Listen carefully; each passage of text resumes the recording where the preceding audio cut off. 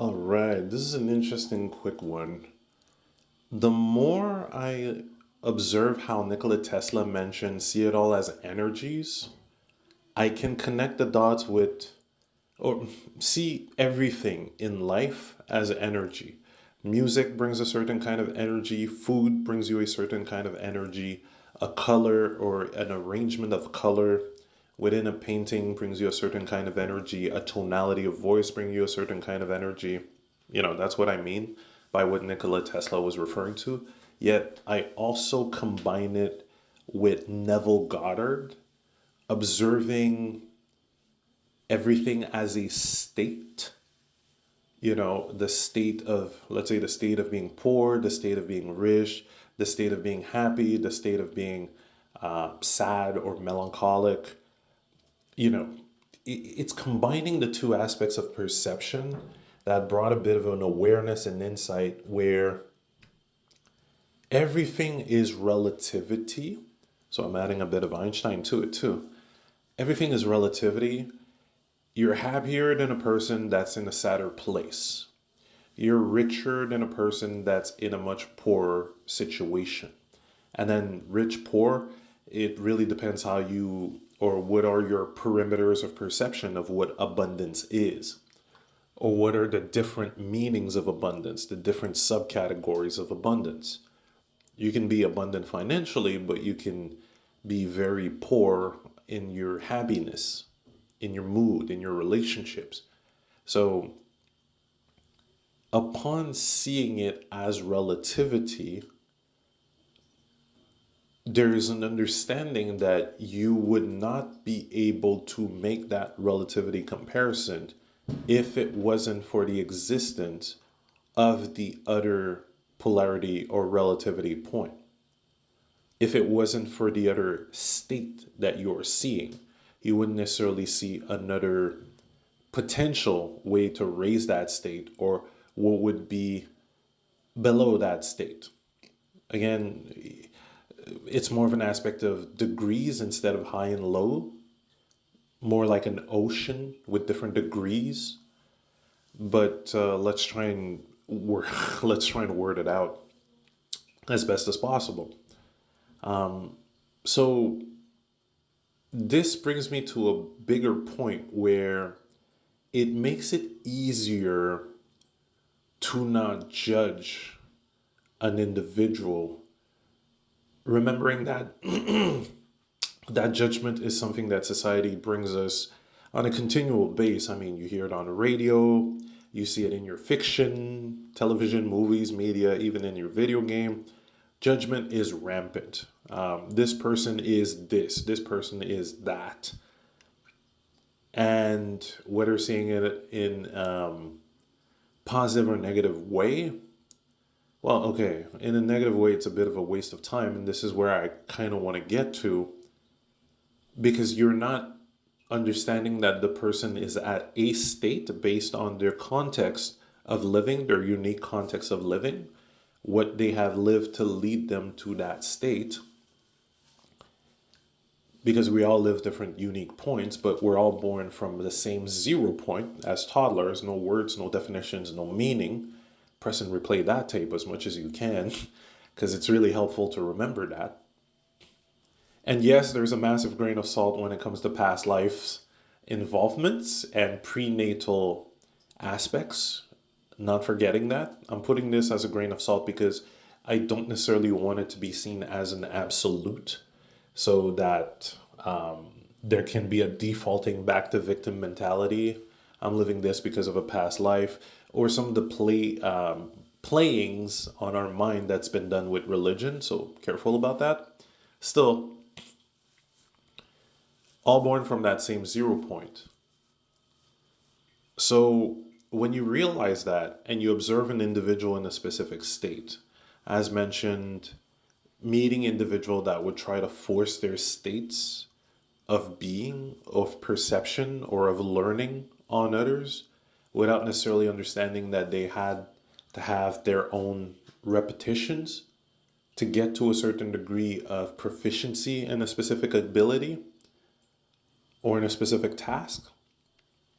Yet here on the flip side, I can't see them as quote unquote bad or obnoxious or fucking annoying for that, because that is a state that's been propagated at a specific time in our collective.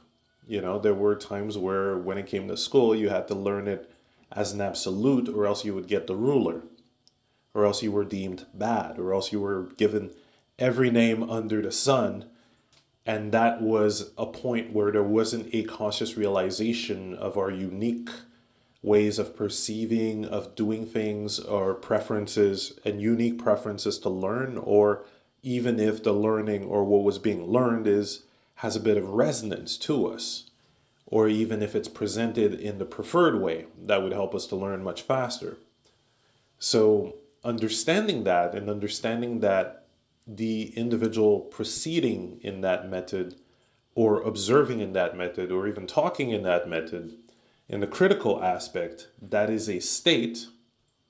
And if it wasn't because of that state, I wouldn't be able to select a preferred state, something that would be in much more unity with the whole, which means, oh, you can't belittle someone who doesn't necessarily want to learn the way that you learned. You can't necessarily see them as less. You can't necessarily assume that they will learn the exact same way that you do. You know, I now being more conscious of that in different ways, I can thank the individual for showing me what's not necessarily preferred, and then focus on the state that is preferred, which now I can use the mind's eye visualization to observe myself, or observe someone else receiving that interaction in a different way, but also observing myself giving that interaction in that different way, repeating it enough time in the mind's eye to install it in the hard drive, instead of repeating the opposite, which is, again, willy-nilly brought into our television shows, into our fiction. I mean, wow, I encountered a sitcom after years of, having the mental diet, and I'm like, wow, these people are judgmental as fuck. These people are judgmental. Wow. And repetition, repetition, repetition makes that passive aggressive dialogue normalized. It normalizes it. It makes it a habit. It makes it normal. It makes it, oh, that's how people talk to each other. And you go from one show to another, to a movie, to a video game, and again, there's the repetition of that kind of dialogue. It's subtle.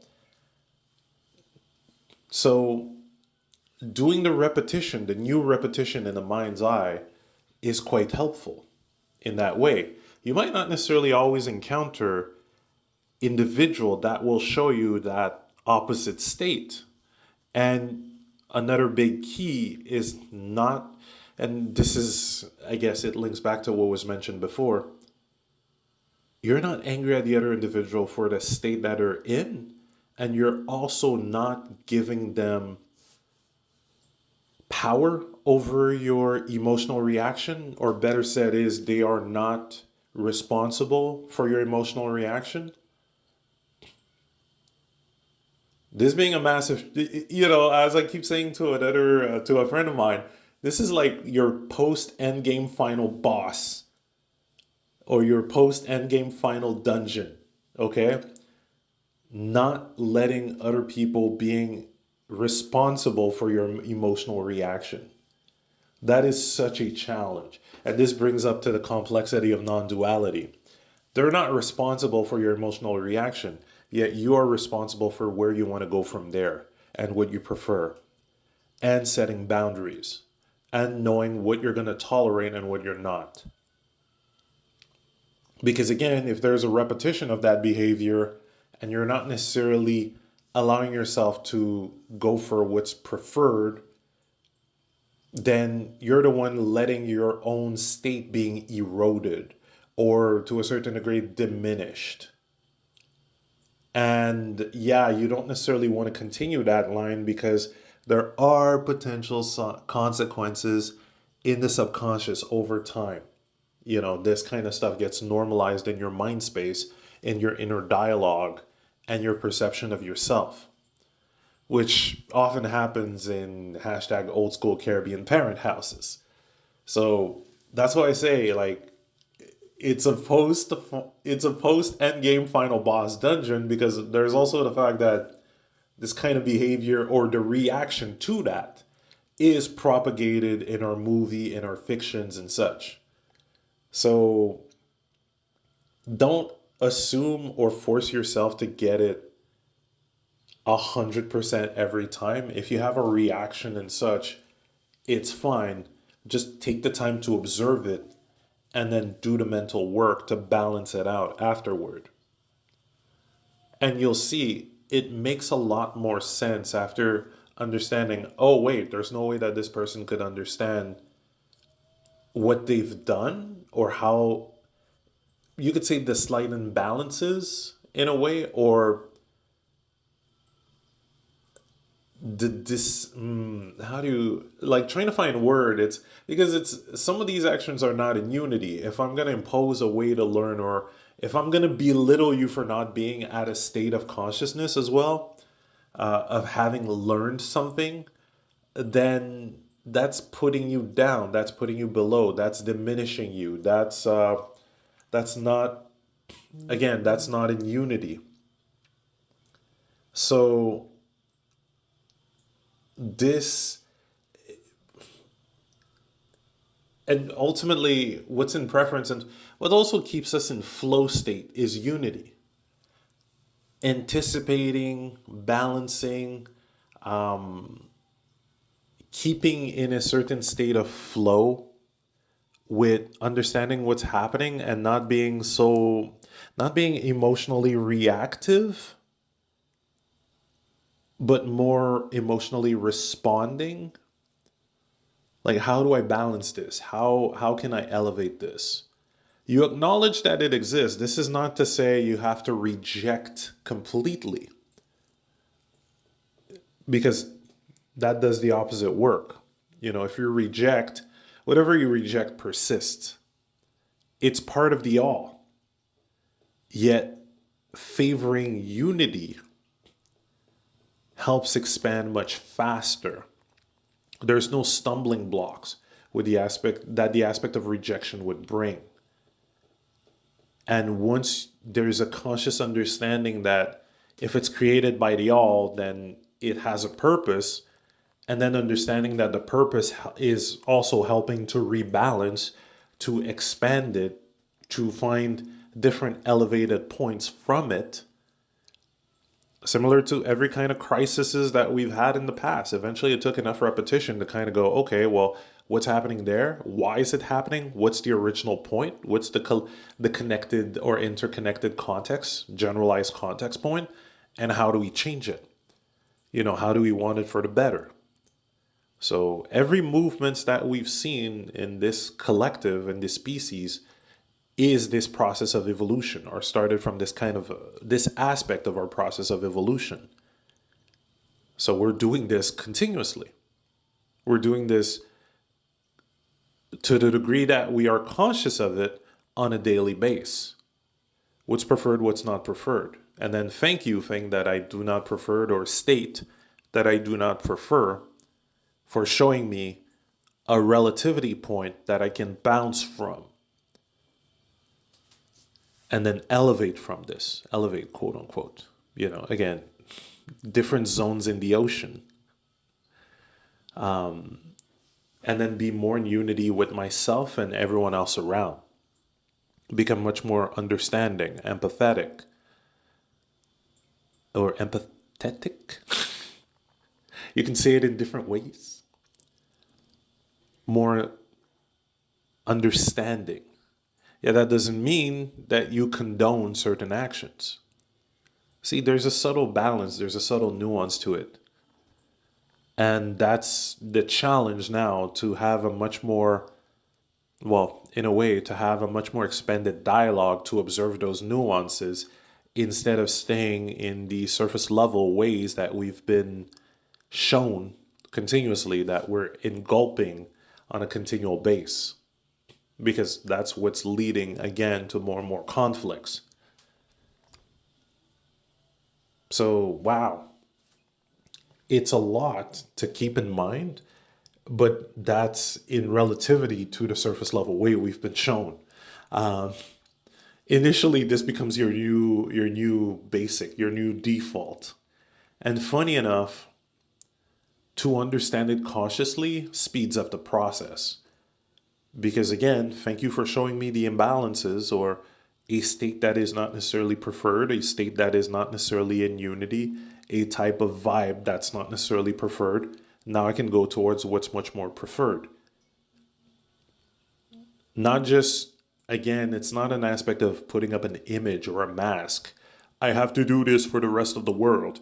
But it also, well, okay, sometimes that's not an image, that's not a mask. I guess I want to say don't force yourself with that idea, because you can also balance it out. Again, multiple nuances by saying this is exactly what you'd want to receive, yet not necessarily being attached to receiving it or absolutely receiving it from certain individuals. You see? Nuances. So let's have fun with this because we just keep expanding and growing. And yeah, the inner work just gets easier and easier. Face your shadows. But don't force yourself or belittle yourself or see yourself as less if you can't do that post game final boss. That post game super boss dungeon. It's a challenge. Yet do acknowledge and value every victory that you get, because that's going to keep a momentum going.